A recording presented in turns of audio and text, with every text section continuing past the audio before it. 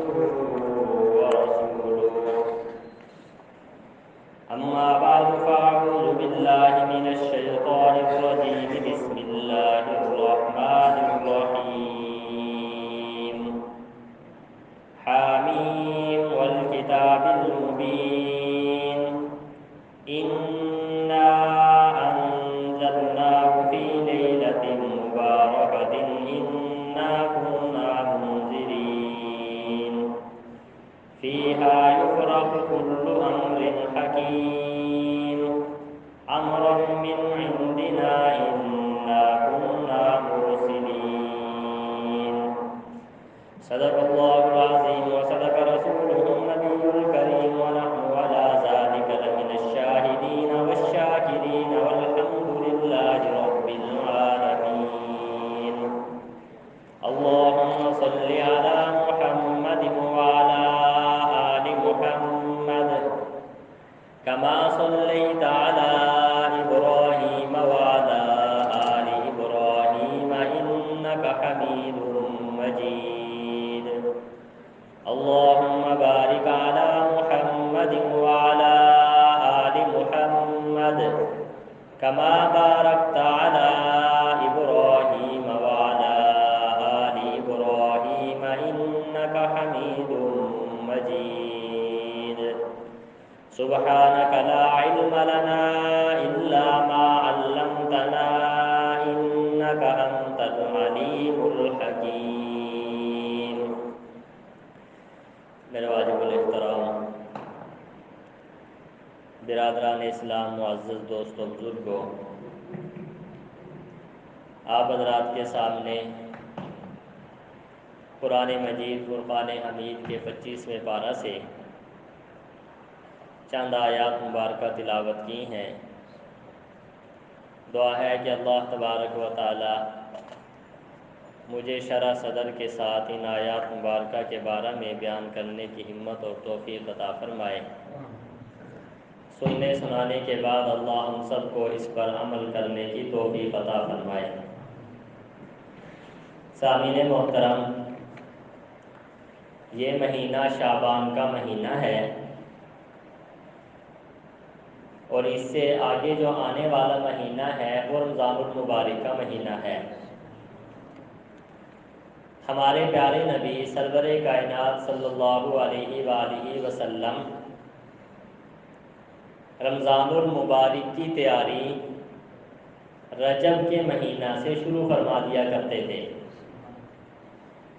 یعنی شعبان سے پہلا جو مہینہ ہے اسے رجب کہا جاتا ہے. حدیث پاک میں آتا ہے جب رجب کا چاند نظر آتا تو سرور کائنات صلی اللہ علیہ وسلم اللہ رب العزت سے دعا کیا کرتے تھے کہ یا اللہ ہمیں رمضان المبارک تک پہنچا دے. ایک روایت میں یہ بات آتی ہے کہ سرور کائنات صلی اللہ علیہ وآلہ وسلم شعبان کے دن گنا کرتے تھے،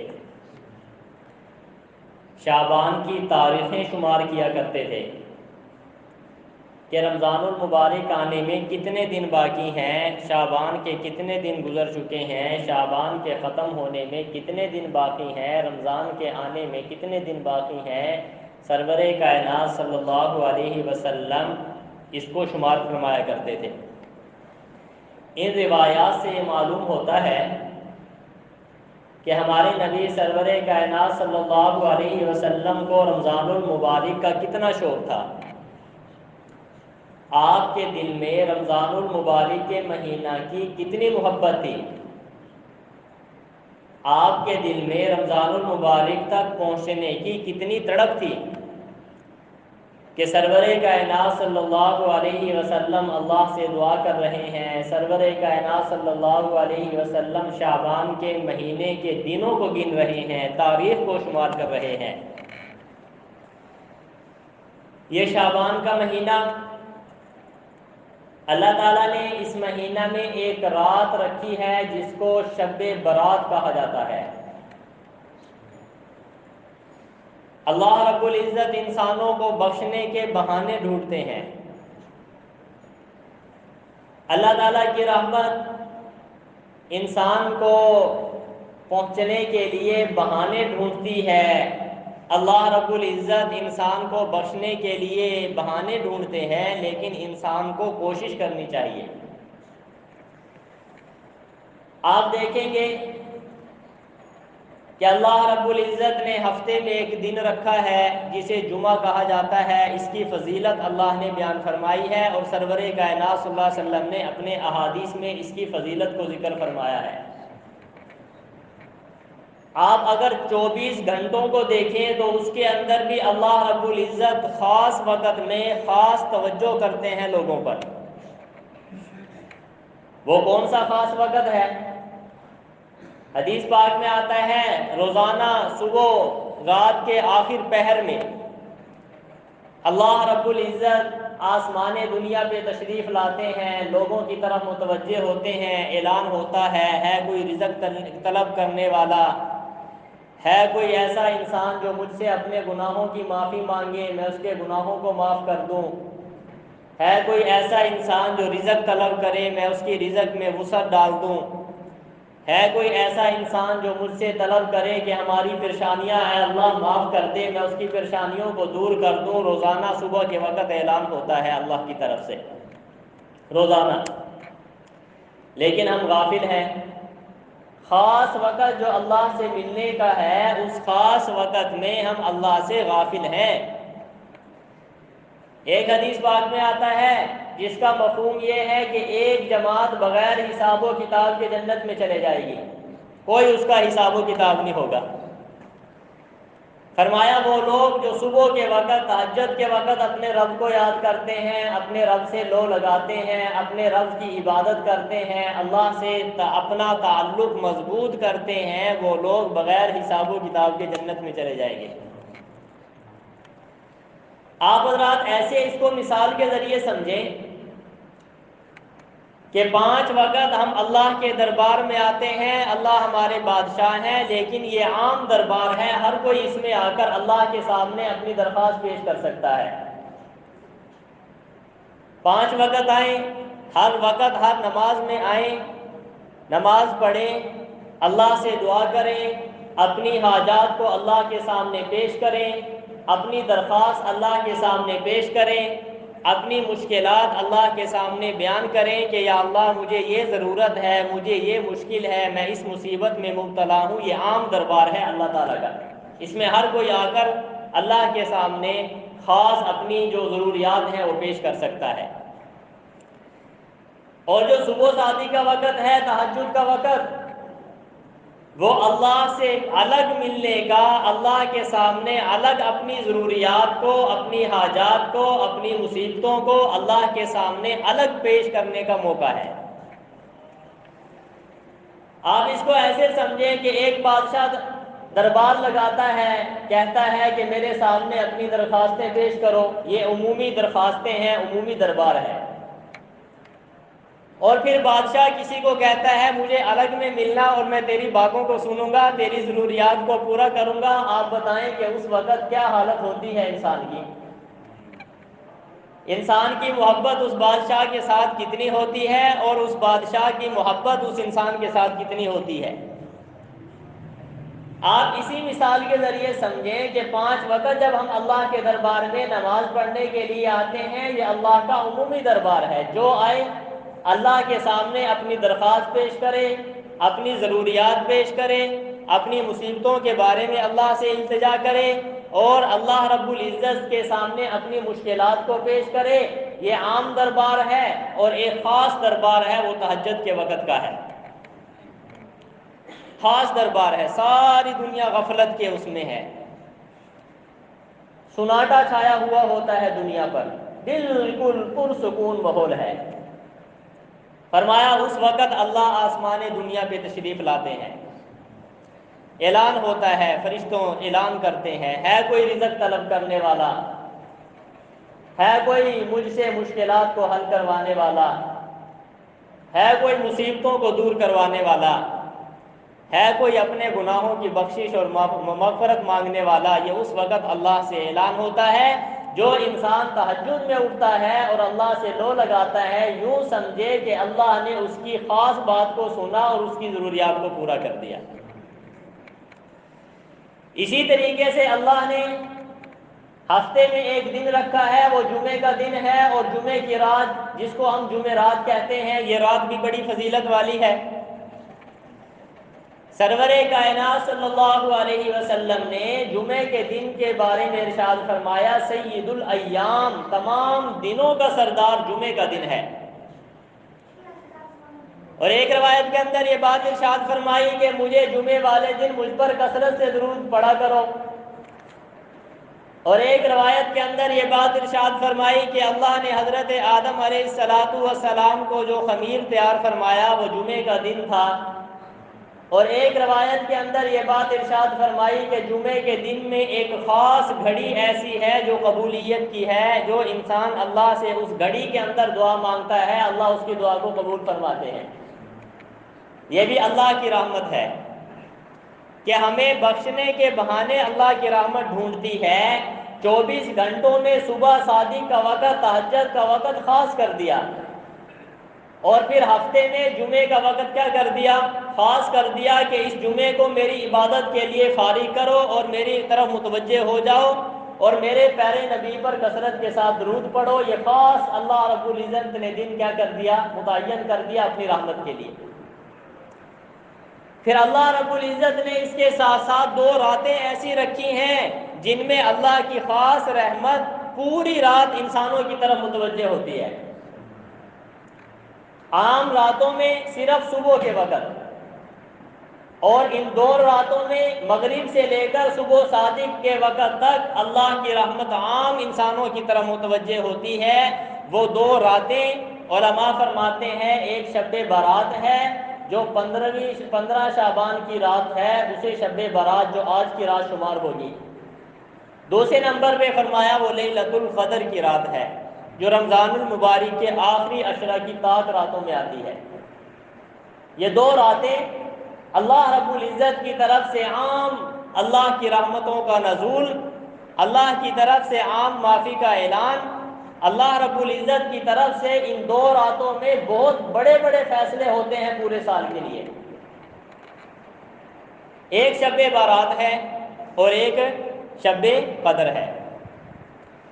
حدیث میں آتا ہے کہ اس شب برات کی رات اللہ رب العزت سورج غروب ہوتے ہی آسمان دنیا پہ تشریف لاتے ہیں اور انسانوں کی طرف متوجہ ہو جاتے ہیں۔ فرمایا یہ 2 راتیں ایسی ہیں جن میں آنے والے سال کے سارے معاملات اللہ تعالیٰ فرشتوں کے حوالے کر دیتے ہیں۔ امی عائشہ صدیقہ رضی اللہ تعالیٰ عنہ کی روایت ہے، سرور کائنات صلی اللہ علیہ وسلم سے انہوں نے پوچھا کیا اللہ کے نبی شب برات میں کیا ہوتا ہے؟ سرور کائنات صلی اللہ علیہ وسلم نے فرمایا کہ اس رات اللہ رب العزت رزق کے فیصلے فرماتے ہیں کہ آنے والے سال کس کو کتنا رزق دیا جائے گا۔ فرمایا اس رات اللہ رب العزت عمروں کے فیصلے فرماتے ہیں، زندگی کے فیصلے فرماتے ہیں کہ اس رات کس انسان نے زندہ رہنا ہے، کتنی عمر تک رہنا ہے، کس بچے نے پیدا ہونا ہے، کس بچی نے پیدا ہونے ہیں، یہ اللہ رب العزت فرشتوں کے حوالے کر دیتے ہیں۔ فرمایا اللہ رب العزت اس رات میں مرنے کے فیصلے بھی فرما دیتے ہیں کہ آنے والے سال میں کس نے اس دنیا سے جانا ہے، کس نے کس وقت جانا ہے، کس حالت میں جانا ہے، کس پریشانی میں جانا ہے، کس مصیبت میں جانا ہے، یہ سارے فیصلے اللہ رب العزت اس رات میں فرشتوں کے حوالے کر دیتے ہیں۔ شیخ عبد القادر جیلانی رحمہ اللہ نے غنیت الطالبین میں یہ بات لکھی ہے۔ فرمایا بہت سارے لوگ خوشیاں منانے کی تیاری میں ہوتے ہیں، شادیوں کی خوشی میں ہوتے ہیں، ان کے دلوں میں یہ بات ہوتی ہے کہ ہم مکان بنائیں گے، اچھا مکان ہوگا، ہم شادی کریں گے، فلاں کی شادی میں شریک کریں گے، لیکن اللہ کے ہاں ان کے لیے کفن تیار ہو جاتے ہیں۔ ان کے علم میں نہیں ہوتا کہ ہمارے لیے کفن تیار ہو چکا ہے، ہمارے لیے قبر کھودنے کا بھی انتظام ہو چکا ہے۔ اللہ رب العزت یہ فیصلے اس رات میں فرماتے ہیں۔ سرور کائنات صلی اللہ علیہ وآلہ وسلم نے ارشاد فرمایا کہ اس رات کے اندر اللہ رب العزت قبیلہ بنو کلب، عرب میں قبائل ہوا کرتے تھے اور ان قبیلے والوں کو بکریاں رکھنے کا بڑا شوق ہوا کرتا تھا، فرمایا کہ ان قبائل میں سب سے بڑا قبیلہ جس کے ہاں بکریاں بہت زیادہ تھیں وہ قبیلہ بنو کلب تھا۔ سرور کائنات صلی اللہ علیہ وسلم نے مثال کے ساتھ سمجھایا کہ اللہ رب العزت اس رات میں قبیلہ بنو کلب کی جو بکریاں ہیں ان بکریوں کے اوپر جتنے بال ہیں اللہ رب العزت اس رات کے اندر اتنے لوگوں کو جہنم سے نکال کے جنت میں بھیج دیتے ہیں اور مغفرت کا فیصلہ فرما دیتے ہیں۔ یہ مثال کے ذریعے سمجھایا۔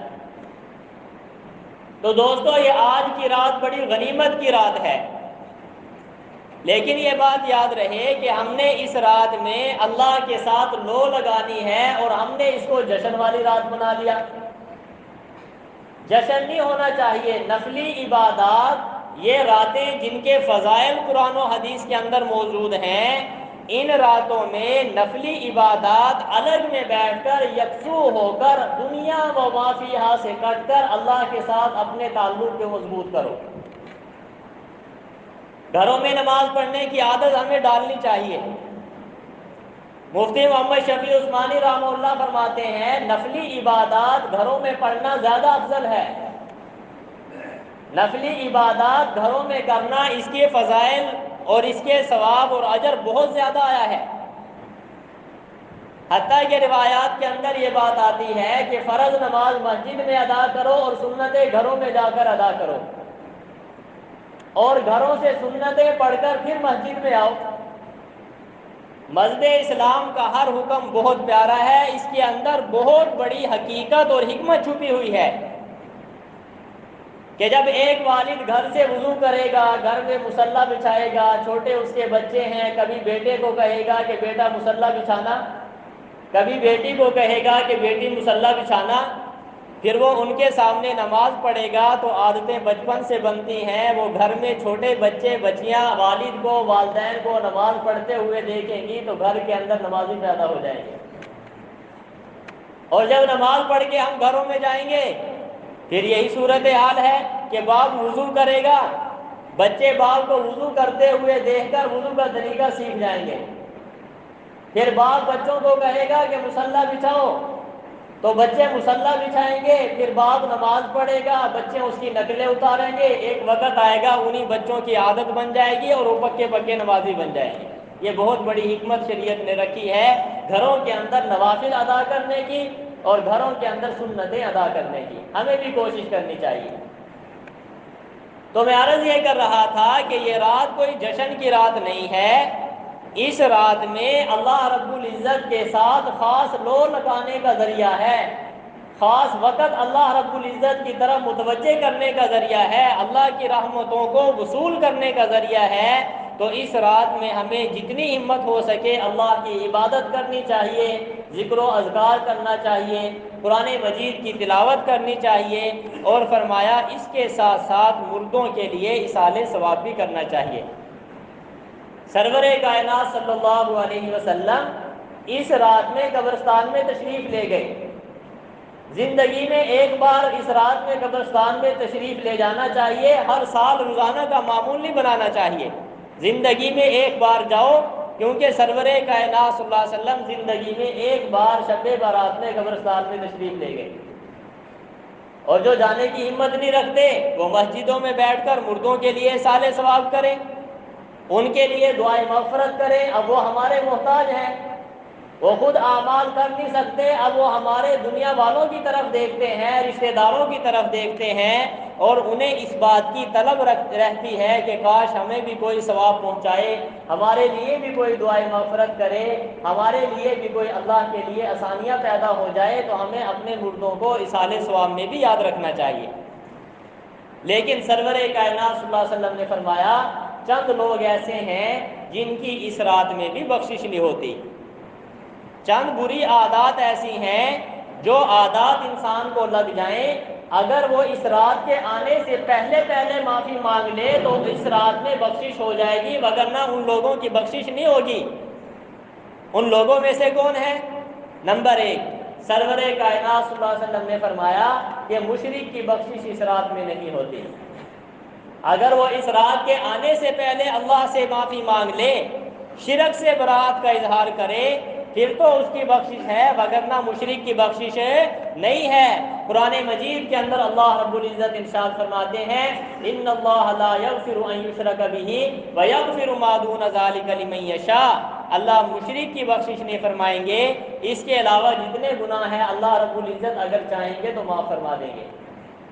نمبر 2، فرمایا وہ انسان جو والدین کا نافرمان ہے، جب تک وہ والدین کی فرما برداری نہیں کرے گا، ان کو منائے گا نہیں، ان سے معافی نہیں مانگے گا، تو فرمایا اس رات میں اس انسان کی بھی بخشش نہیں ہوتی۔ قرآن مجید کے اندر اللہ رب العزت نے جہاں پر بھی اپنا ذکر فرمایا ہے وہاں پہ والدین کا ذکر کیا ہے۔ ارشاد فرمایا وَقَضَىٰ رَبُّكَ أَلَّا تَعْبُدُوا إِلَّا إِيَّاهُ وَبِالْوَالِدَيْنِ إِحْسَانًا، کہ اپنے رب کی عبادت کرنی ہے اور والدین کے ساتھ حسن سلوک کرنا ہے۔ اصل انسان کو خدا ہی پالتا ہے۔ دنیاوی اسباب کے اندر اللہ نے والدین بچوں کو پالنے کی جو ڈیوٹی لگائی ہے وہ والدین کی لگائی ہے۔ ہر پریشانی، ہر مصیبت، ہر دکھ والدین اپنی اولاد کے پیچھے برداشت کرتے ہیں۔ تو فرمایا جو انسان والدین کو ناراض رکھتا ہے اس رات کے اندر اس کی بخشش نہیں ہوتی جب تک کہ وہ اس سے پہلے پہلے اپنے والدین کو راضی نہ کر لے۔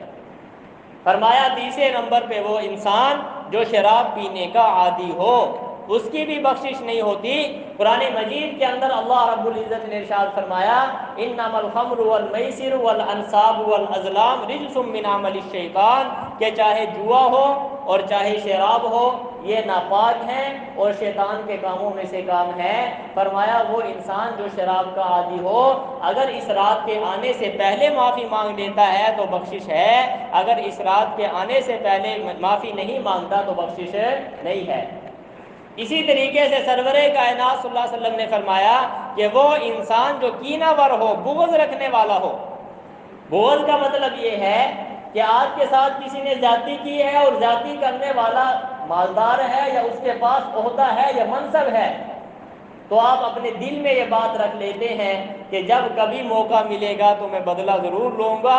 زبانی کلامی معاف کر دیا، دل سے معاف نہیں کیا، موقع ملتا ہے تو پھر اس سے بدلہ لیتا ہے، کوشش کرتا ہے، اس کو بغض اور کینہ کہا جاتا ہے۔ فرمایا بغض اور کینہ رکھنے والے کی بھی اس رات میں بخشش نہیں ہوتی۔ اور آج کل معاشرے میں تو یہ ہے کہ ظاہراً سلو کر لیتے ہیں اور کرتے ہی اس نیت سے ہے کہ سلو کے بعد جب ہمارا وال چلے گا تو ہم وار کریں گے۔ اس کینے اور بغض سے بھی ہمیں اس رات کے آنے سے پہلے پہلے اللہ سے معافی مانگ لینی چاہیے۔ اپنے دلوں کو سے سب کی جو گناہ ہیں یا سب کی جو غلطیاں ہیں اپنے دلوں سے صاف کر دینا چاہیے۔ سرور کائنات صلی اللہ علیہ وسلم نے ایک صحابی کو فرمایا کہ اگر ہو سکے تو ایک کام کیا کر، اور وہ فرمایا کہ میں بھی کرتا ہوں۔ تو صحابی پوچھنے لگے اللہ کے نبی وہ کون سا کام ہے؟ نبی کریم صلی اللہ علیہ وسلم نے فرمایا کہ اگر ہو سکے تو رات کو سونے سے پہلے سب کو معاف کر کے سویا کر۔ فرمایا یہ میری سنت بھی ہے۔ آگے فرمایا ومن احب سنتی کان معی فی الجنہ، جو میری سنت سے محبت کرتا ہے وہ جنت میں میرے ساتھ ہوگا۔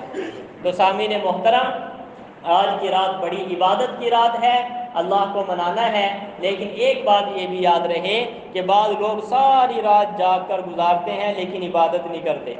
ہمارے ہاں مشہور ہے کہ رات کو جاگنا ہے، عبادت نہیں کرتے، گھنٹہ آدھ گھنٹہ عبادت کی باقی گپ شپ میں گزاری۔ یہ جاگنا کوئی عبادت نہیں ہے، کوئی ثواب اس پر نہیں ہے، عبادت کرنے پر ثواب ہے۔ پھر مساجد کا احترام ضروری ہے، مسجد کے آداب کا خیال رکھنا ضروری ہے۔